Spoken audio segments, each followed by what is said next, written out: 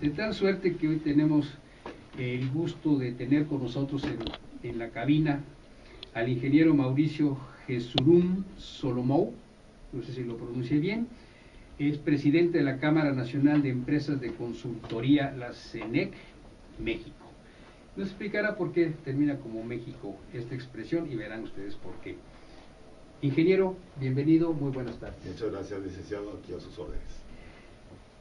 Tenemos que la Cámara Nacional de Empresas de Consultoría fue creada el 22 de mayo de 1985, según decreto en el Diario Oficial de la Federación del 19 de abril de 85. Se integra con empresas y personas físicas dedicadas a proporcionar servicios de consultoría. Ingeniero, ¿por qué no nos abrimos boca comenzando con qué es esto de la consultoría? Muy bien. Bien, muchas gracias antes que nada por la invitación. Es para nosotros un placer estar aquí con ustedes y poder hablar un poco con el auditorio. La consultoría la definimos como el conjunto de servicios relacionados con la planeación, la evaluación, el proyecto, el diseño, la asesoría y la gestión para el mejoramiento de la competitividad de los sistemas productivos, que en este caso prestan empresas especializadas, por eso Cámara Nacional de Empresas de Consultoría. Si lo analizamos un poco, pues podemos ver que es todo lo relacionado con elevar competitividad de sistemas productivos, ¿sí?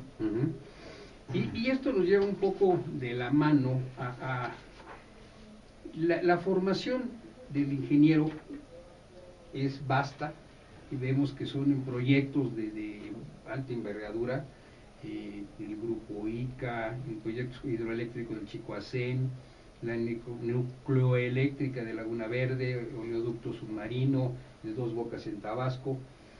Y esto nos insinúa que es entrar en empresas de gran envergadura y por ende están implícitas muchas de las cosas que ahora se definieron en lo que es la consultoría. Es decir, conocer todo este abanico de opciones.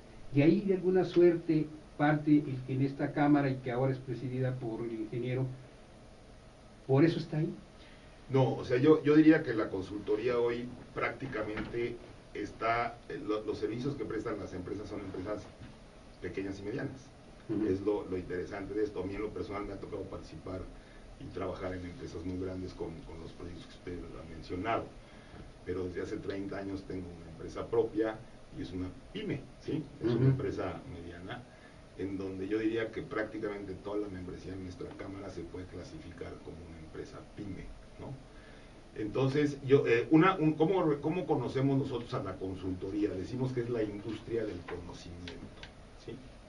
¿Y qué nos está insinuando esto? Que precisamente para poder ser consultor, pues hay que ser especialista y tener conocimiento a fondo en algún tema para poder, en ese caso, ayudar a nuestros clientes, ¿no? ¿Cómo lo recibe la gente? ¿Cómo lo recibe el empresario en cuanto... Pues es muy difícil de repente como que la empresa pueda decir, oye, pues no sé si voy bien, pero yo creo que sí, y el sentido común me indica que hay que hacerlo de otra manera. Y de repente se entera que hay una empresa y que ahora están agrupadas en una cámara que da una consultoría, que le dice, oye, pues yo tengo idea de todo esto. Creo que el conjunto de las experiencias sumadas te puede ayudar a hacer más eficiente tu empresa. ¿Cómo lo toman las empresas? Licenciado, usted sabe que yo diría que todos los emprendedores y todos los empresarios de alguna manera se casan o nos casamos con lo que nos sucede día a día en nuestras empresas. Nosotros pensamos que nadie puede tener una mejor opinión que todos nosotros los que estamos día a día con los problemas, ¿no? Y realmente cuando vemos a la consultoría o cuando nos asomamos a estos servicios y probamos de lo que se trata, entonces también observamos cómo alguien con un conocimiento especializado externo a nosotros, ¿sí?, tiene una visión diferente. Y esa visión diferente es la que yo creo que agrega mucho valor a las empresas que están con algún problema que resolver o algo, ¿no? Entonces, yo diría que la consultoría hay que verla como una inversión, ¿sí?, y no como un costo, en el entendido de que la relación empresa-consultor va a ser una relación de confianza, siempre, y donde hay un externo que nos está viendo desde fuera, que está tomando ciertas fotografías en el momento en el que están pasando las cosas, las analiza y nos dice que puede haber oportunidades de mejora, y es donde yo creo que la consultoría tiene su razón de ser. Que un poco, valga la analogía, si normalmente el espectador de un juego de ajedrez ve más que los propios jugadores, podríamos interpretar con esto del conocimiento que los consultores, como ven con cierta frialdad, es decir, como ni estoy en las blancas ni en las negras, pero sí veo el conjunto del juego, y quizá este conocimiento, esta visión, quizá con un horizonte más amplio, es lo que hace que el consultor en una empresa pues, lo pueda rescatar. A lo mejor son cosas mínimas, pero que no las advierte por esta brega continua, ¿no? Creo que lo acaba de decir muy bien usted. Y bueno, esto es lo que el papel de la consultoría y el papel de los consultores. Y resulta que se conforma en cámara. Sí, bueno, yo creo que siempre las organizaciones gremiales, ¿sí?, tienen una función muy clara, que es velar por los intereses de sus agremiados, que son comunes a todos. Le doy algunos ejemplos. Por ejemplo, nosotros pensamos que la consultoría es una actividad que tiene que ser contratada por criterios de calidad, más que de precio, ¿verdad? Es como el clásico ejemplo que ponemos, ¿no? Cuando usted va al médico, no necesariamente elige al médico que lo va a atender por el precio de la consulta, quizás busca al especialista que mejor le resuelva su problema, ¿no? Entonces ahí es donde claramente nosotros decimos que la consultoría debe ser seleccionada por criterios de calidad y no por precio, ¿sí? Esto hace que precisamente pues, se genere esa relación de confianza entre el cliente y el consultor, que al final del día pues, debe traer los beneficios que se esperan, ¿no? Y yo leía en este concepto de lo que es la cámara y que la inspira, y hay una parte que se me hizo interesante por cuanto la repercusión que tiene de las pymes y omipymes en el contexto nacional. Dice que es un órgano de consulta del Estado. Correcto. ¿Esto qué significa? Que es esta simbiosis o esta relación estrecha que se tiene que llevar con las políticas públicas, con las políticas privadas en materia empresarial. Mire, eso también viene de la ley de cámaras, ¿sí? Entonces, generalmente todas las cámaras son organizaciones gremiales empresariales sin fines de lucro, ¿sí? Uno. Segundo lugar, tienen una función de órgano de consulta del Estado. Le pongo un ejemplo. Por ejemplo, la ley de adquisiciones o la ley de obras públicas, ¿no?, del Estado, creo que es el artículo 30 el que dice que puede referirse las entidades públicas a las cámaras o asociaciones para pedir referencias de mercado, ¿sí?, cuando están haciendo algún estudio de algún presupuesto o alguna cosa, ¿no? Ese es un clásico ejemplo donde el Estado pide una asesoría a una cámara, ¿sí? Generalmente en las cámaras tenemos algún estudio de mercado de las funciones, tenemos algunos aranceles por ahí que cobran algunas de las empresas, en fin, hay una referencia, ¿no?, en la que los órganos de gobierno pueden apoyarse en las cámaras para justificar cierta decisión, ¿sí? Y esto, de alguna manera, ya está la Cámara, sí, como todas las cámaras, estamos hablando de la Cámara de Comercio, la Cámara de los Industriales, están todas las cámaras. ¿De qué tipo de servicios o qué tipo de apoyo en última instancia o en primera instancia puede tener una pyme que diga, bueno, pues voy a la Cámara como para qué?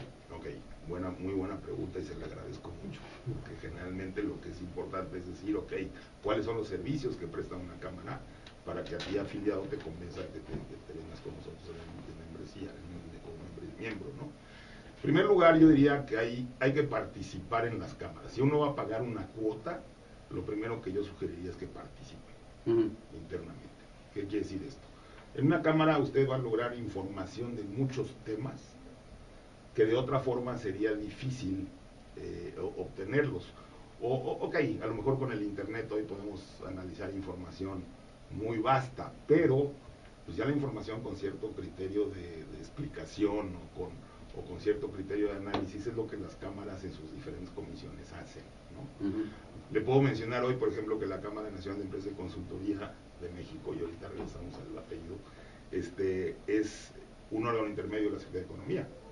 Entonces podemos bajar recursos de fondo PYME para apoyar ciertos proyectos que pasen los filtros, ¿no? que se exigen dentro de las reglas de operación y los manuales de procedimientos de fondo PYME. Entonces ese es un beneficio muy interesante, o sea, la Cámara es un organismo intermedio que puede bajar fondos en apoyo a proyectos, ¿no? Toda la parte de gestión que tenemos, hay temas, o sea, cuando las empresas se agrupan en una organización gremial como esta, pues todos los temas comunes que nos atañen a todos, pues la Cámara se encarga de gestionarlos y de representarlos, ¿no? Entonces también es un beneficio mucho muy importante. Y obviamente los contactos que se hacen interempresas y entre empresas y clientes, ¿no? Que hace que todo funcione mejor para los miembros, ¿no? Y en otros términos podríamos decir que es el remedio con el trapito. ¿Sí? Pues, yo te voy a decir cómo está la empresa, qué es lo que requiere, según la observo yo, mi diagnóstico me lleva a interpretar esto. Fíjate que requiere de recursos. ¿Y qué crees? Que en el fondo PYME, igual, con toda esta asesoría vía la consultoría, pues resulta que podemos ayudarte a gestionarlo, cumpliendo justamente con esta normatividad, de tal suerte que yo te estoy ayudando en forma integral.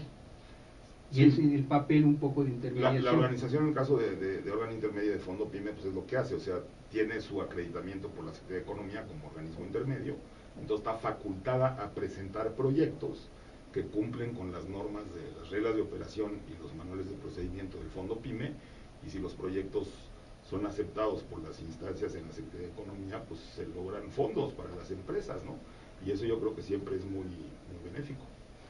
De 1985 para acá, ¿cómo cuántas empresas ya conforman la Cámara o están afiliadas a la Cámara? Ok, hoy en día contamos con alrededor de 500 empresas y creciendo, ¿no? Porque abrimos una nueva categoría que es la de persona física con actividad empresarial. Hay muchos consultores que son uno, o sea, no tienen una empresa, pero sí tienen la figura de persona física con actividad empresarial, y a partir de 2012 ya los vamos a afiliar también con nosotros. Entonces son alrededor de 500 empresas. Hay múltiples especialidades en todo esto. Una buena parte de nuestras empresas, yo diría un buen porcentaje, tiene que ver con cuestiones de infraestructura. Por ejemplo, hay muchos despachos de ingeniería y de arquitectura que tienen que ver con proyectos ejecutivos, con supervisión de obra, con lo que llamamos gerencia de proyecto, etcétera, ¿no? O sea, hoy en día usted sabe que está un Plan Nacional de Infraestructura en marcha en este país. Entonces, cuando la planeación de todo eso se hace bien, y eso lo hacen las empresas consultoras, la probabilidad de éxito en lo que resta del proyecto es alta, ¿no? Entonces, le doy un ejemplo de una especialidad, ¿no?, de las que están en la Cámara. Y hay empresas de muchos tipos, ¿no? Hay empresas de estudios ambientales, hay empresas de estudios financieros, hay empresas de planeación estratégica, en fin, ¿no?